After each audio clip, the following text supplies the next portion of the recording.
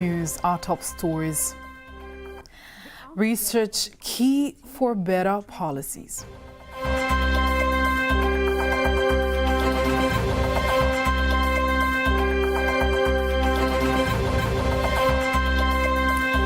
Dutch project exemplary in Africa.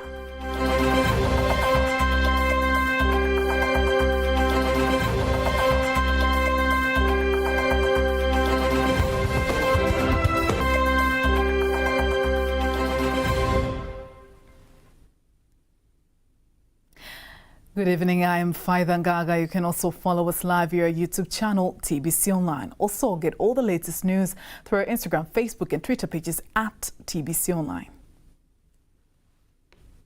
The president of Zanzibar, Dr. Hussein Ali Mwinyi, asserts that for results of any research to be productive, it is imperative to reach policymakers for the formulation of the viable policies to solve the challenges of the people. Dr. Mwinyi was launching a conference on the COVID-19 research study results conducted by the University of Health and Allied Sciences MUHAS medical experts in Dar es Salaam. Here's a report by Eva Sindika, read by Lulua Mohammed.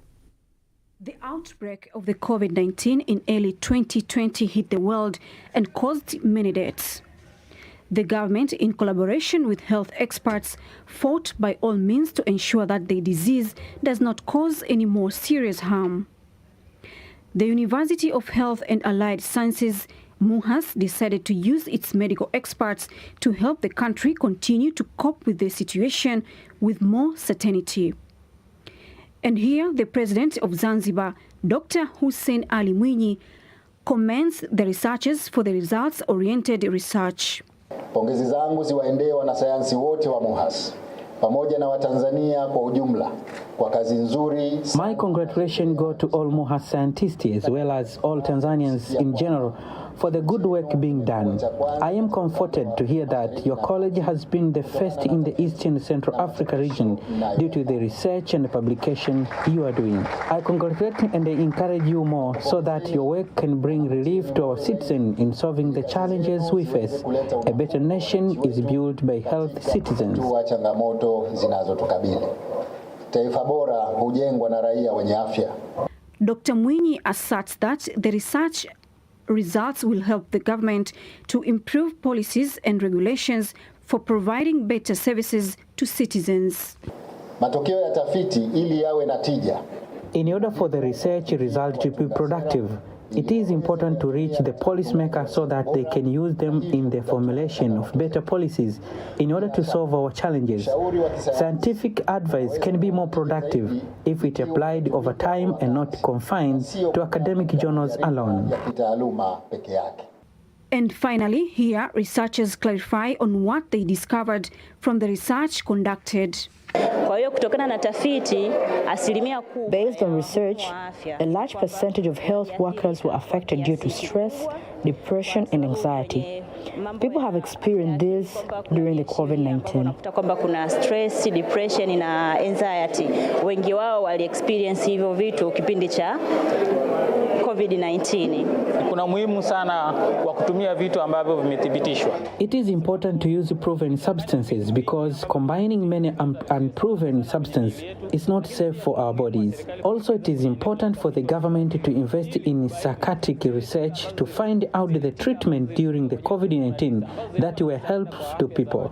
Presenting the results of the research, the head of the Department of Research, MUHAS, Professor Eligius Liemuya, mentions the source of the COVID-19 pandemic, while the Minister of Education, Professor Adolf Mkenda, directs researchers to continue conducting research to improve even further various sectors. According to the information we have and the available scientific evidence, the COVID-19 virus has appeared in the bat community and passed to other animals and entered humans. The evidence is there for early coronavirus diseases.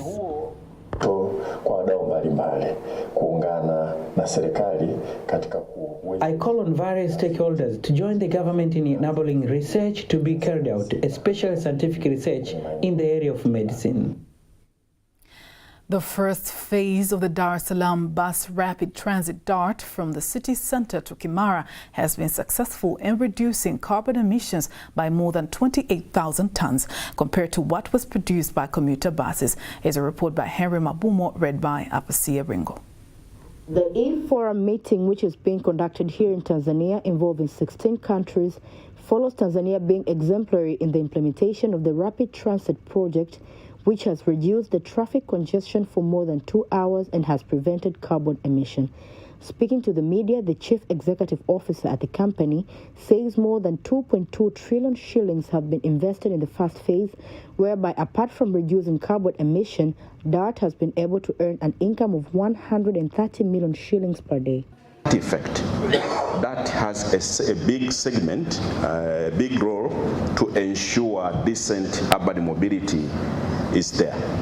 So this is a group of brainy people who are here to discuss and come up with some pragmatic proposals on what can be done at the public-private partnership framework, which we are having as a registration for governing the BRT system in Tanzania.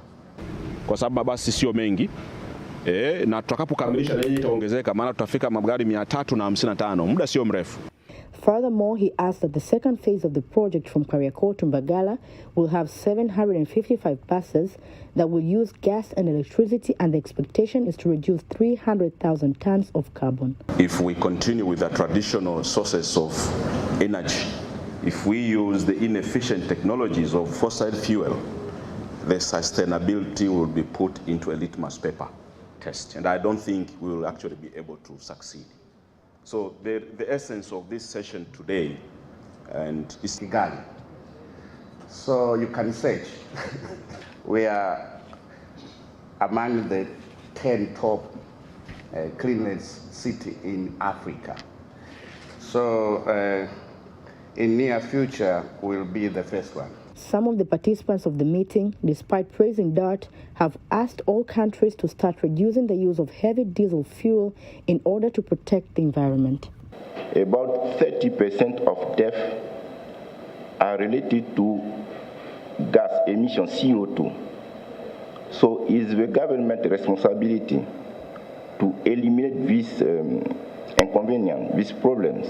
Focus now is on buses and the motorcycle taxis, because we have seen that the motorcycle taxis, though they are not large movers, but they play a very big role in public transport. On the interesting side, researchers have affirmed that Tanzania is leading in having vehicles using electric and gas systems in Africa. According to the data we have so far, Tanzania leads the way in having about 5,000 vehicles that use electricity. This number is very large if you include all the electrical equipment from all East African countries. The biggest transport in Tanzania is the two-wheeler and three-wheeler, but we looked at how we can have market share. We decided to bring something that will benefit the citizens and protect their environment. Now, to understand more on the overall endeavors and the DART exemplary status, we are joined by Engineer Mohamed Kuganda, who's the Traffic Management and Control Manager of DART, speaking to Lua Mohamed. Thank you very much, Faida Ngaga. And now I'm with the Manager of Plans and Transportation from DART, Mr. Engineer Mohamed Kuganda. Welcome, Mr. Mohamed. Thank you very much. Today we have seen more than 16 countries come to witness how DART is operated. This is a huge step. What exactly have they come to learn? Thank you so much. Actually, we invited these countries from Africa and from outside Africa to gather and discuss about the electromobility. Yeah, we discussed about how we can now put effort to alleviate with this emission of carbon dioxide using our vehicles. So what we need is to discuss the roadmap. How can we change from using this regular fossil fuel to the car to use electric buses or electric vehicles in Tanzania?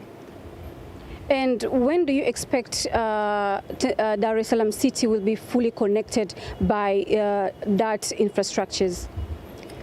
Actually, for that, we have prepared a fully roadmap in collaboration with Solution Plus to set the gradual change of the buses up to when we are now fully using electric buses. By now, we are using just diesel buses, Euro 3 engine, but later on, as we bring in more buses, we plan to change to use electric buses than diesel buses. So actually we plan up to 2035, something like that.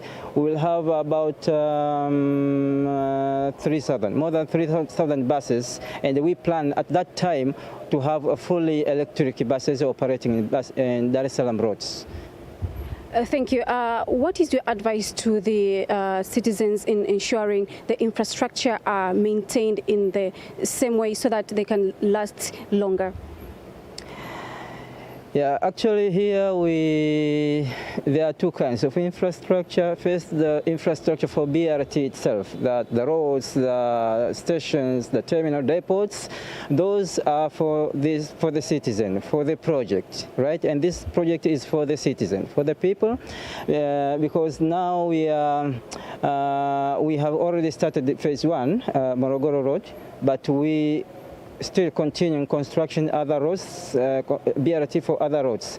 So these kind of infrastructures will come up, different areas. We request the citizens please to take care, to protect, not to vandalize the infrastructure, so that to save the capital from the government and for our sustainable transportation. That is one. And the second one for the citizen is this: we are going to use electric buses. Electric buses are sometimes very automatic buses, so they need carefully in using the buses, all right? Many of the instruments in the buses are electrical.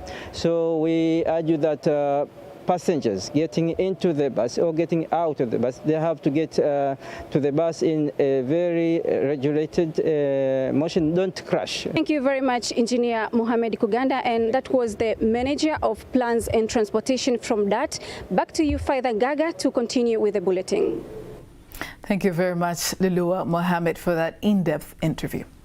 Now let's have a look at other stories. The Deputy Permanent Secretary of the Ministry of Livestock and Fisheries, Dr. Daniel Moshi, says European Banking Federation has provided 540 million euros, equivalent to 1.3 trillion Tanzanian shillings, to enable the private sector to be the engine of the country's economic development, as well as to face the challenges of access to capital for women and youth. Abasia Ringo has more.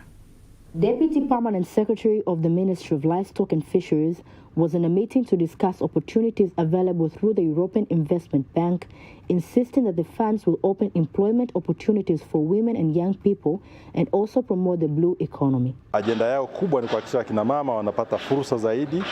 main agenda is to ensure that women get economic opportunities through these loans provided by the Bank of Europe. Also, we can create more jobs for young people, and the blue economy will make a big contribution to the country's economy.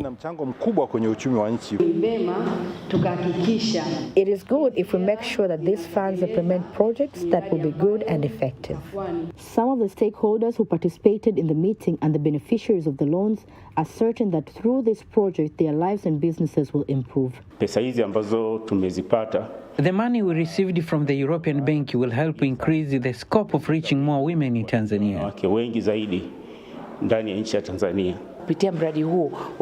Through this project, if they are empowered with relevant equipment and prepare a value check, the woman's economy will grow. For a long time, women have been the breadwinners of the family. The arrival of this opportunity will give them a chance to participate in a big way.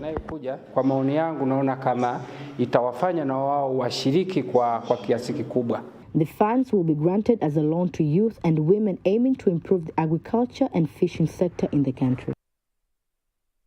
In other news, Permanent Secretary of the Ministry of Livestock and Fisheries, Professor Riziki Shamdoe, says enhancing the value chain of the Lake Tanganyika fishing industry will raise the income of the fishermen and fish traders. Is a report by Zuhura Ali, read by Lulua Mohammed. The Permanent Secretary made the remarks in Dar es Salaam during the launch of the Fish for ACP project report implemented in collaboration with the International Food and Agriculture Organization, FAO. The report has revealed the type of crops found in the lake that, if added value and its production, will reduce the loss of fish. It's also employment to our youth, women and men. Sometimes we just talk about youth and women, but the employment is to all, youth, women and men. Generate foreign exchange. We are exporting fish and we get foreign currency through that. And also the ecotourism in the conserved areas. Fish from Tanganyika all over the world. How do they get there is by several means. And I would like to mention one market, which is Matonge market, is in Belgium. If you get there, you will find all kinds of fish from Lake Tanganyika. And probably they are going in through Congo, through other channels. On their part, the representatives of the organization that sponsored the project say studies show that 85% of the fish species, mulbo and sardines, are produced in a year. Focus is to ensure that the small-scale fishers have a viable economic fisheries sector, that they benefit enough from what they get from the lake, but to ensure that the processing, the marketing, the catch is enough, but also to ensure that the system on the environment of the lake is preserved for them to have, enough fish for the future. This is extremely valuable for understanding how the value chain is structured, how it works, and which are the perspectives for the future. So this will contribute a lot for the decision makers, and in particular the government of Tanzania, to go ahead with a very promising and hopefully profitable businesses for the fishermen and all the other actors that are dealing with the value chain. Tanzania Fish for ACP is supporting the government to improve the small pelagic fish value chains in Lake of Tanganyika, making the value chains more sustainable, increasing income and employment opportunities, and contributing to the conservation of Lake Tanganyika's natural resources. From Dar es Salaam, let's now travel to Morogoro, where the manager of the new modern abattoir Nguru Hill of Mvomero district in Morogoro, Eric Cormack, says Tanzania sells 80% of the meat produced in the country to the international market. He was addressing the Parliamentary Committee on Public Accounts, PAC, insisting that the meat business to the international meat market will increase employment opportunities for livestock keepers in various parts of the country. Here's a report by Remi Asinti, read by Apasi Ringo. Tanzania is one of the countries known to have a large number of livestock in Africa, while still having a small production of meat at international standards due to the lack of considerable investment in the sector. This new modern abattoir is going to change the meat market in the country and abroad. Malengo yetu ni kuuza 80% ya bidhaa zetu zote kwenye masoko ya nje. Our goal is to sell 80% of all meat in foreign markets, especially in GCC countries as well Malaysia, Indonesia and China, and 2% will sell in local markets. We have already opened one center in Morogoro. In the middle of this year, we expect to have outlets in Dar es Salaam, Dodoma, and later we will move to other regions such as Arusha, Mwanza, and Iringa. Record ya mbuzi ambao tumesafirisha kwenda Qatar kipindi cha World Cup. During the World Cup, the record of the goat meat that we have been exporting to cattle earned us to 16,000 shillings to each goat, equal to 21%. In the period of 5 years, we will continue to produce and get more profit. kuzalisha, kuendelea kupata faida zaidi. Improve the system of collecting data of livestock products exported in order to have accurate information. Hiki tulichokuja tumeona, tumejifunza na tutaendelea kujifunza. We have learned how things are being done here, but we are also looking at our systems that we have set up to implement this.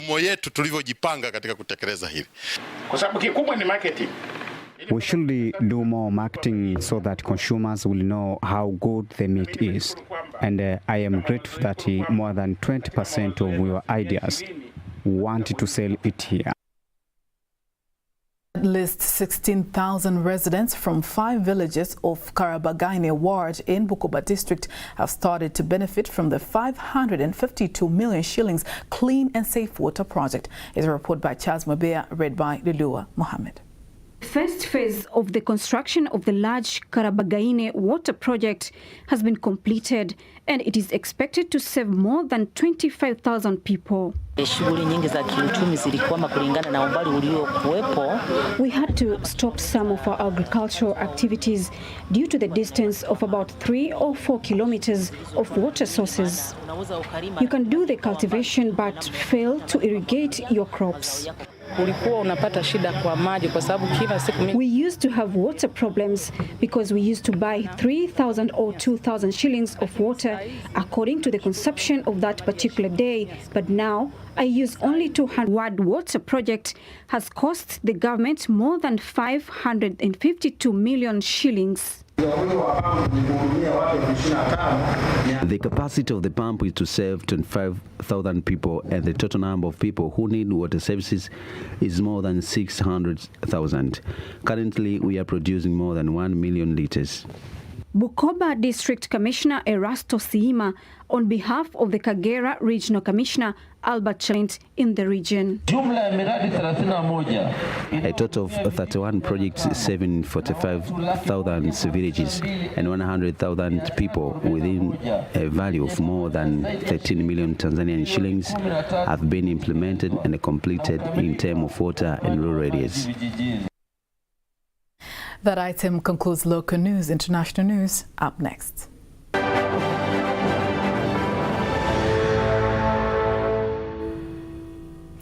And here's international news with Apasia Ringo. Opposition leader Raila Odinga has announced that the anti-government protests that began on Monday will continue every Monday and Thursday from next week. Addressing the media on Tuesday in Nairobi, Odinga described the protests held yesterday in the capital and other parts of the country as immensely successful, insisting that he will not bow down until President William Ruto heeds to their demands. Mr. Odinga accused the police of causing the chaos and violence that was witnessed during the protest, which he says claimed the lives of 2 people and several others injured. He further claimed there was an attempt on his life and that of Wiper Party leader Kalonzo Musyoka by police who allegedly shot at their vehicles. The presidential candidate for the opposition Labour Party, Peter Obi, in Nigeria's presidential election has formally challenged the results in a petition filed at a court tribunal in the capital, Abuja. Obi came third in last month's poll behind Atiku Abubakar and Victor Bola Tinubu of the All Progressives Congress. A spokesperson for Mr. Obi's presidential campaign said that their petition argues that Mr. Tinubu should not have been eligible to run for the top office, while it also raises questions on the processes leading to the outcome of the election and the announcement of a winner by the Independent National Electoral Commission. Mr. Abubakar, who ran for president with the People's Democratic Party, has also vowed to challenge the election results. Election disputes take months to be resolved in Nigeria, despite the constitution stipulating that they should be concluded where possible before a candidate is sworn into office. This year's election was the tightest presidential race since the end of military rule in 1999, but international observers said it lacked transparency and there were operational failures.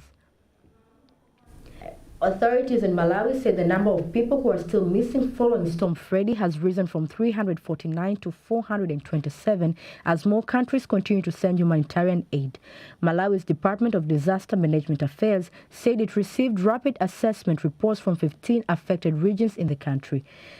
DODMA said in a statement that as of yesterday, the number of displaced people was at 508,244, and the death toll has risen from 476 to 499, with 1,332 injuries. Several countries, including the UK, Tanzania, and Zambia, have sent teams to help in rescue operations. The storm struck Mozambique and Malawi last week for the second time in a month, destroying scores of homes and triggering widespread floods. A new report released by the government and United Nations agencies says that Somalia's ongoing record drought may have killed as many as 43,000 people last year, and half of them were children under the age. The research released on Monday marked the first attempt to estimate countrywide deaths in a crisis that experts warn is more severe than the country's last major drought in 2017 and 2018.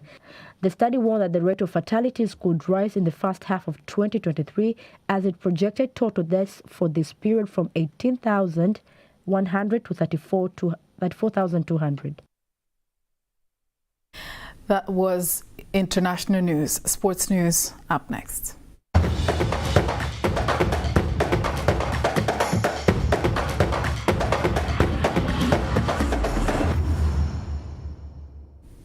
And here is sports news with Mario Cheto. Tanzania Premier League Board TPLB revealed that Tanzania Premier League has been advanced tremendously, and as a result, most of the international players has been called to represent their national teams in the ongoing African Cup of Nations AFCON qualifiers. TPLB Chief Executive Officer Almas Kasongo says club investment, sponsorship and good administration of the Premier League and the clubs has been key factors for such development. 12 foreign players who are playing according to our regulations. They show that deserve to play in our Premier League. Therefore, as we go into FIFA breaks, most of them have been called up in the national team. 35 international players playing in the Tanzania Premier League has been called to represent their national teams in the African Cup of Nations qualifying matches to be played over the weekend as Taifa Stars face Uganda in Egypt.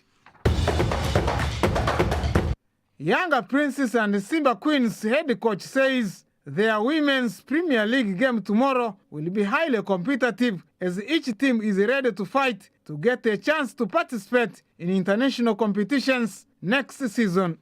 Speaking to TBC News in Dar es Salaam, the coaches insist that they believe the league has been largely difficult this season due to many teams having many foreign quality players. That every game we play is a cup final. A cup final, if you don't win, you don't take the trophy. So for us, the remaining 7 games, we are going to play them like a cup final. It's not because it is a derby, but every game we need to get maximum points, because when you look at the table, we are running neck to neck. Even though we are 5 points behind, but we ask our fans to turn up and support us in our tomorrow's encounter, so we welcome them.